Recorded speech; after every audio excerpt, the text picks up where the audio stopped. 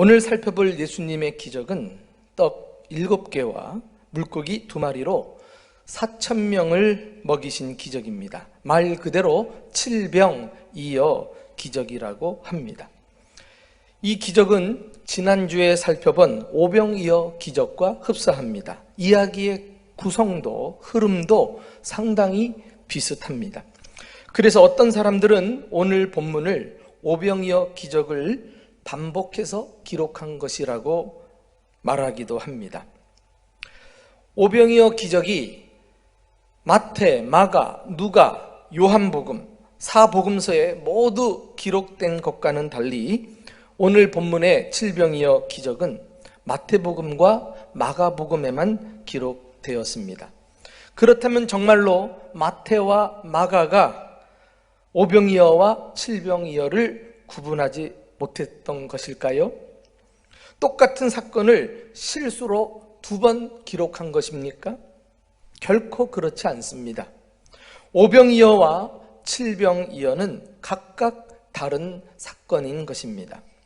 우선 언뜻 보아도 눈에 띄는 차이점들을 발견할 수 있습니다. 기적에 사용된 떡과 물고기의 양이 다르죠? 오병이어는 떡 5덩어리와 물고기 2마리, 칠병이어는 떡 7개와 물고기 2마리로 기적이 일어났습니다. 당시에 배불리 먹은 군중의 숫자도 다릅니다.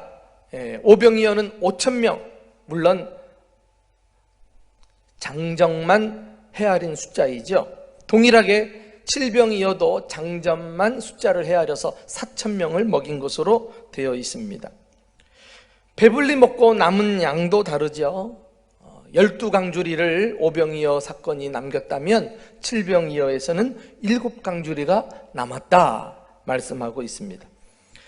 자, 이와 같은 차이에도 불구하고 두 기적 사이의 결정적인 차이점은 눈에 잘 보이지 않는 곳에 있습니다. 두 사건을 비교해 보면은 첫째로 시기가 달라요. 오병이어 기적 때는 군중들이 잔디에 앉아서 먹었다라고 되어 있는 반면에 칠병이어 기적은 땅에 앉아서 먹었다. 우리는 그냥 잔디나 땅이나 같은 표현 같지만은 이스라엘의 지형을 안다면은 이게 결코 다른 것이지 같지 않구나라는 것을 알게 됩니다. 이스라엘은 봄철에만 풀이 풀어요. 여름에는 비가 오지 않고 덥기 때문에 풀들이 다 말라버립니다.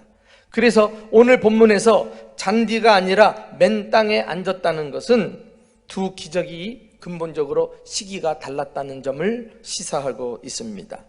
다시 말해 오병이어는 봄에 일어난 사건이에요. 풀이 푸르렀을 때에. 그러나 이 칠병이어는 여름에 일어났던, 시기적으로도 차이가 있어요. 성경의 기록을 보아도 마태복음이나 마가복음은 앞서 오병이어가 나오고 잠시 시간이 흐른 다음에 그리고 오늘 칠병이어 기적이 나오고 있습니다. 두 번째 차이점은 기적을 베푼 지역과 대상이 또 달라요. 우리는 칠병이어 기적과 관련해서 예수님의 행적을 자세히 들여다볼 필요가 있는데, 예수님은 공생의 기간 동안에 크게 갈릴리 호수를 중심으로 해서 호수 서편 지역으로 그리고 북쪽으로 이렇게 공생의 초기와 중기 때 주로 서쪽과 북편을 다니시면서 사역을 했습니다. 이쪽 지역은 유대인들이 모여 살았던 곳이죠. 그러나 이제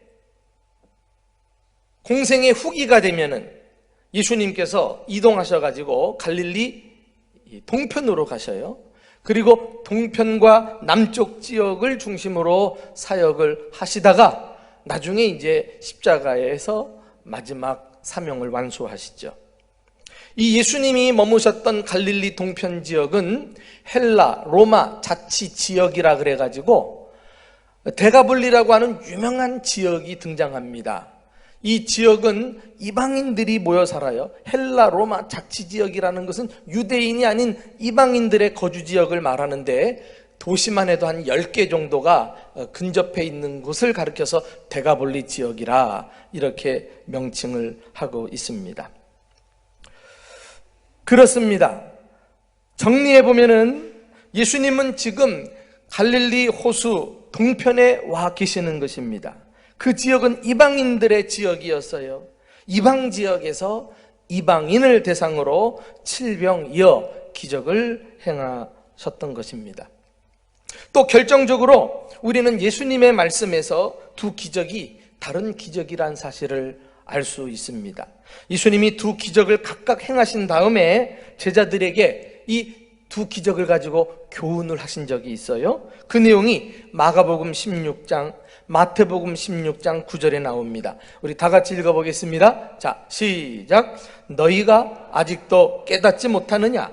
떡 5개로 5,000명을 먹이고 주운 것이 몇 바구니며 떡 7개로 4,000명을 먹이고 주운 것이 몇 광줄이던 것을 기억하지 못하느냐? 어찌 내 말한 것이 떡에 관함이 아닌 줄을 깨닫지 못하느냐? 오직 바리새인과 사두개인들의 누룩을 주의하라 하시니라.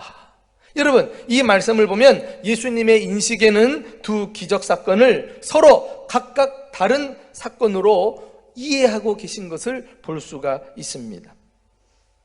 두 기적 모두 육체의 떡을 위해서 예수님이 기적을 행한 것이 아니라 첫째는 생명의 떡이신 예수님을 증거하기 위해서이고, 그리고 조금 전에 읽었던 대로 당시 바리새인들과 사두개인들의 잘못된 행동을 지적하기 위해서 예수님이 이 기적을 가지고 교훈하고 계십니다.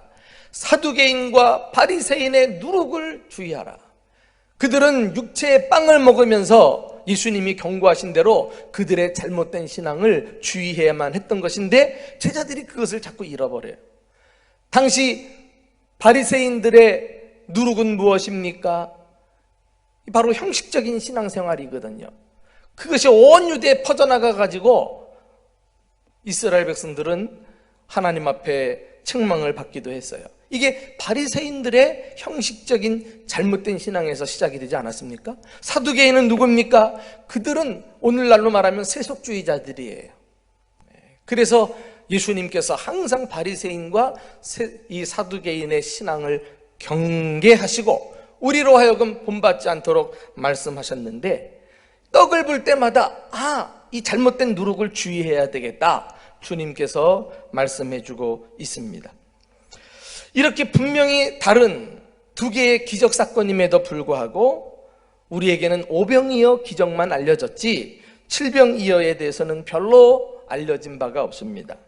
자, 앞에서 잠깐 언급했지만 오병이어 기적은 유대인들을 위한 기적이라면 칠병이어 기적은 우리 같은 이방인들을 위해서 베푸신 기적임을 우리는 기억해야 하겠습니다. 오늘 본문을 묵상하면서 저는 이방인 선교의 중요성을 다시 한번 생각하게 되었습니다. 예수님은 유대인 전도뿐만이 아니라 타 지역에 있는 이방인 선교에 대해서도 대단히 적극적인 분이셨음을 깨닫게 됩니다. 오늘 본문을 자세히 살펴보면 이방인에 대해서 예수님이 어떤 태도를 가지셨는지 우리가 본받을 만한 몇 가지 태도를 함께 나누고 싶습니다. 첫째는 예수님의 특별한 관심이에요. 예수님은 칠병이어 기적을 일으키시기 전에 이 이방인들을 위해서 시간을 특별히 할애하신 것을 볼 수가 있습니다. 자, 우리 본문 32절을 다 같이 읽어보실까요? 함께 읽어보겠습니다. 시작. 예수께서 제자들을 불러 이르시되 내가 무리를 불쌍히 여기노라. 그들이 나와 함께 있은지 이미 사흘임에 먹을 것이 없도다. 길에서 기진할까 하여 굶겨 보내지 못하겠노라. 예수님은 갈릴리 동편 지역으로 이동하신 다음에 모여든 무리들과 함께 3일 동안 지내셨다는 거예요. 그만큼 예수님에게는 영향력이 막강했고 예수님의 말씀을 들은 사람들은 쉬 떠나지 않고 3일 동안 예수님과 함께 했다니까 그 권위가 얼마나 강력했던가를 알 수가 있죠. 오늘날로 말하면 야외 수련회를 한 거예요. 그런데 3일이 지나고 나니까 각자 가지고 왔던 음식이 다 떨어졌을 거 아니겠어요? 그런 형편을 아시는 예수님께서 그들을 굶주림으로 지치고 힘들어 하실 것을 염려하십니다. 안쓰럽게 생각하셨어요. 그래서 제자들에게 불러가지고 말씀하신 것입니다. 내가 이 무리를 불쌍히 여기노라. 내가 그들이 기진할까 하여 굶겨 보내지 못하겠노라. 여러분, 이 구절에서 앞서 오병이어 기적과 다른 차이점이 무엇일까요? 오병이어 때는 제자들이 먼저 예수님께 다가와서 무리들을 염려하면서 말하지 않았습니까? 그들로 가서 마을에 가가지고 사 먹게 해 주소서 뭐 이런 부탁을 한 거 기억나시잖아요. 그런데 오늘 본문에서는 예수님이 먼저 무리들을 불쌍히 여기셔서 제자들에게 말씀하셨다는 것입니다.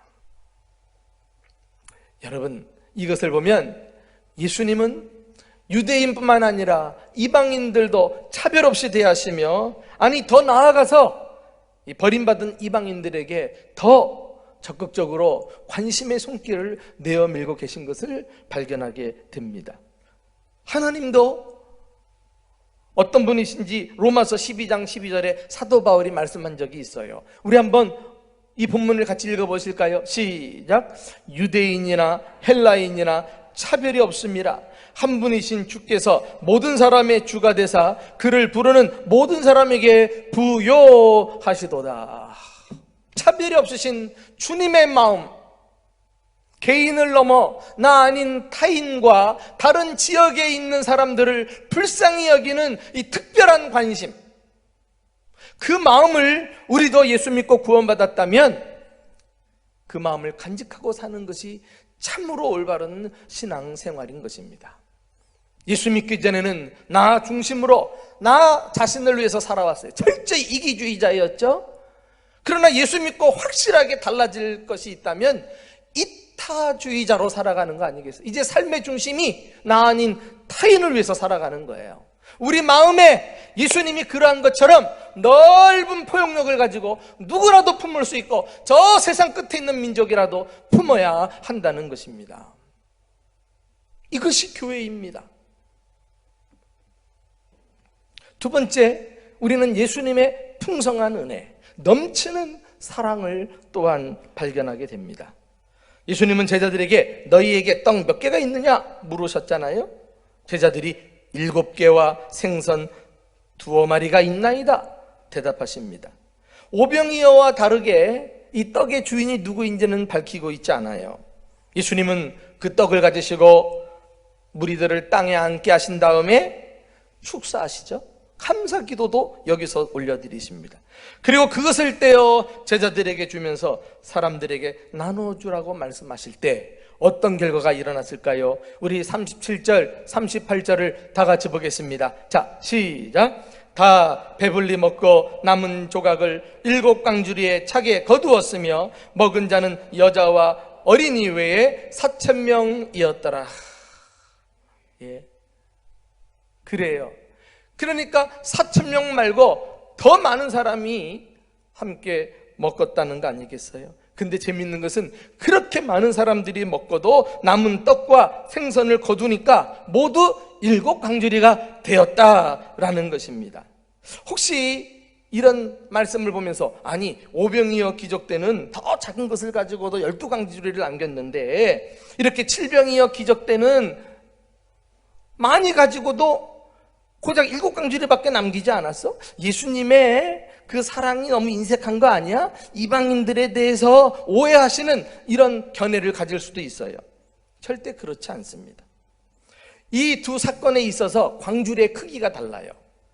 오병이어 때 사용된 12광주리라고 했을 때 이 광주리는 코피누스라고 하는 헬라어 단어가 사용되었습니다. 이 코피누스는요, 휴대용 백을 말해요. 누구나 개인적으로 들고 다니는, 거기에 12개의 휴대용 백에 고기가 남은 음식이 있었다는 거 아니겠어요? 그런데 이 7광주리를 말할 때 이 광주리는 스프리스라는 헬라어 단어가 사용되었어요. 이 스프리스는 사람이 안에 들어가서 사람을 담을 만한 큰 광주리를 뜻합니다. 성경에 사용된 용례가 있는데 사도행전 9장 25절에 가서 보시면은 사도 바울이 복음을 전하다가 핍박을 받아요. 그래서 그의 제자들이 광주리에 바울을 담아가지고 성 밖으로 이렇게 피신 가도록 도와준 일이 있어요. 그때 광주리라는 말이 나오는데 그때 사용된 말이 스쿠피스예요. 바울을 담을 정도로 큰 광주리였으니까. 자, 무엇을 의미합니까? 오늘 비록 7광주리에 남았다는 것은 12광주리마다 만큼 숫자적으로는 작을 수 있을지 모르지만 결과적으로 그 남은 분량은 훨씬 더 많을 수 있다는 것 아니겠어요? 결코 이방인이라고 차별하시거나 편애하지 않고 더 풍성한 사랑으로 넘치도록 은혜를 베푸시는 주님의 사랑을 우리는 발견하게 됩니다. 이것을 보면은요, 우리가 보통 기도할 때 주님 쓰고도 남음이 있게 해주세요. 어떤 분들 기도할 때 이렇게 표현하더라고요. 참 성경적인 표현이에요. 주님의 역사는 쓰고 딱 맞아 떨어지는 것이 아니라 남음이 있도록 풍성하게 채우시는 은혜가 있는 줄로 믿습니다. 이런 풍성하신 사랑, 넘치는 은혜를 우리가 확신한다면 예수님처럼 이방인을 품는, 세계를 품는 넓은 가슴을 가지고 주님 기뻐하시는 일을 행할 때 주님이 왜 우리를 축복하지 않겠어요? 왜 우리를 넘치도록 채우시지 않겠느냐 말이에요. 이 하나님의 풍성하심을 우리는 조금 더 의심하지 말고 날마다 그 은혜를 체험하는 기적 같은 삶을 사는 저와 여러분이 되시기를 주님의 이름으로 축원합니다. 마지막으로 오늘 우리는 예수님의 겸손한 동역에 대해서 또한 배우게 됩니다. 오병이었대나 칠병이었대나 이야기의 내용과 구성이 비슷한 것은 그만큼 하나님이 기적을 일으키는 원리가 동일하기 때문이 아닐까요? 예를 들면 먼저 불쌍히 여기라는 거죠. 거룩한 부담감을 가지고 책임감을 느낄 때 내가 해결해야 될 것 같은 책임감을 가지고 안타까워하는 그 사람을 통해서 기적이 일어나는 거예요. 그리고 또 우리에게 헌신을 요구하시지 않아요? 드림의 원리라 그랬어요. 드림의 원리. 내 가진 것을 주님께 드릴 때 주님께서 받으시고 놀랍게 역사한다는 것입니다. 또 감사 기도를 드림으로 기적이 일어났잖아요. 감사의 원리. 이것이 지난주에 오병이어 기적 사건을 통해서 배운 말씀드립니다. 그런데 이 두 기적에서 또 한 가지 공통점을 보태고 싶어요. 그것이 무엇입니까? 예수님 혼자서 기적을 일으키지 않고 둘 다 제자들을 기적에 참여시켰다는 거예요. 저는 이것을 동역의 원리라고 이름을 붙이고 싶어요. 하나님의 역사와 기적은 혼자 할 때보다도 함께 할 때 반드시 놀라운 열매와 결과가 나타나는 것을 우리는 경험하게 됩니다. 자, 36절을 다 같이 읽어볼까요? 36절 시작. 떡 7개와 그 생선을 가지고 축사하시고 떼어 제자들에게 주시니 제자들이 무리에게 주매. 예수님은 혼자서도 5,000명, 4,000명을 배불리 먹일 수 있는 분이시지만은 제자들로 하여금 사람들에게 굳이 떡을 나누게 하심으로 기적을 일으키십니다. 예수님은 언제나 혼자서 일하지 않고 당신의 사람들을 세워서 그들과 함께 일하기를 원하셔요. 그것이 교회의 모습이에요. 교회는 각기 다른 사람들이 모였지만 한 목표와 그리고 주님의 마음을 가지고 하나님의 나라를 향해서 연합하고 하나 되고 동역할 때 그때 역사가 일어나는 거예요. 마음이 나누어지고 하나 되지 못한 교회에 무슨 기적이 일어나는 거 봤어요? 서로 논쟁하고 서로 잘났다고 소리 높이다가 시간만 다 보내고 아무 일도 일어나지 않는 일들이 얼마나 비일비재합니까? 하나 되는 게 중요해요. 연합하는 게 중요해요. 서로 달라도 주님의 원리 일련이 하고 동역하기 위해서 내 자신을 희생시키는 것이 중요해요. 예수님은 오늘날도 당신의 몸인 교회 안에 이런 믿음의 사람들을 일으키셔가지고 그들이 기적의 전달자가 되어 주님의 역사에 함께 참여시키기를 원하고 계십니다. 예수님이 이방인 선교에 대한 비전을 가지고 기적을 일으킨 것처럼 우리 부모들도 나를 넘어서서 세계 열방이 주께 돌아오는 꿈을 꾸면서 이 꿈을 위해 충성하며 살아갈 때 후손들이 복을 받고 가문이 흥왕한다는 사실을 우리는 기억해야 되겠습니다. 이와 관련해서 우리 교우들과 함께 나누고 싶은 구절이 있어요. 사도행전 2장 17절 말씀 한번 다 같이 읽어보실까요? 자, 시작. 하나님이 말씀하시기를 말세에 내가 내 영을 모든 육체에 부어주리니 너희의 자녀들은 예언할 것이요 너희의 젊은이들은 환상을 보고 너희의 늙은이들은 꿈을 꾸리라. 말세에, 오늘날을 말합니다. 성령께서 충만하게 임하셔서 교회 가운데 역사하십니다. 성령 충만한 공동체는 어떤 모습인가? 오늘 우리가 읽은 이 말씀은 성령 충만한 교회 공동체의 모습을 잘 보여주는데요. 교회들은 다음과 같은 구성원들로 이루어져 있어요. 너희 자녀들, 어린 세대를 말합니다. 그리고 너희의 젊은이들, 청장년 세대를 말하잖아요. 그리고 너희의 늙은이들, 부모 세대, 기성 세대를 말한다고 할 수 있어요. 그런데 각각 주어진 역할들이 있죠. 성령 충만하면 늙은이들은, 부모들은 꿈을 꾸리라 믿으시기를 축원합니다. 여러분, 꿈은 어린 사람들이 꾸는 게 아니에요. 성령 충만한 노년이, 부모들이 꿈을 꾼다고 말씀하고 있어요. 꿈을 꾸는 거 어색해하지 마세요. 이미 인생 다 살았는데 나에게 무슨 꿈? 그거 다 불신앙적인 말입니다. 성령 충만하면 성령께서 연로하신 어르신들에게도 역사하셔서 꿈을 꾸게 하신다니까. 이 꿈은 막연하지만은 바른 방향을 제시하는, 그래서 공동체의 중심이 되는 그런 꿈이라고 할 수 있어요. 이렇게 기성세대가 꿈을 꾸면 그 다음 청년 세대들이요 환상을 본다 그랬어요. 젊은이는 환상을 보고, 이 환상은 어른들의 꿈을 구체화시키는 비전을 말합니다. 그래서 방황하지 않고 분명한 삶의 목적을 가지고 열심히 준비하며 살아가는 거예요. 그러면 어린 세대들은 어떻습니까? 예언할 것이요 그랬어요. 믿음의 말을 하면서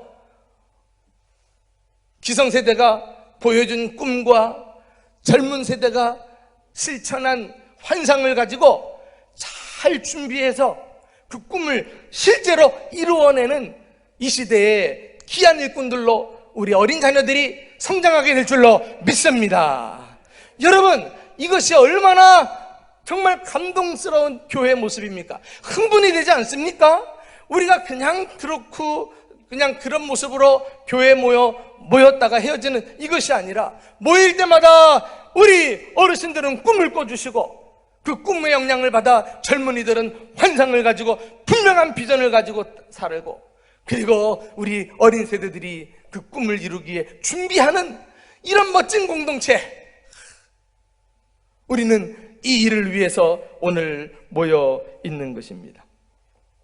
그러므로 사랑하는 부모 여러분, 자녀들을 위해 꿈을 갖고 부지런히 열심히 사는 모습을 보여주십시오. 예수님의 특별한 관심, 그리고 그 넘치도록 부어주시는 풍성한 은혜, 그리고 겸손하신 동역,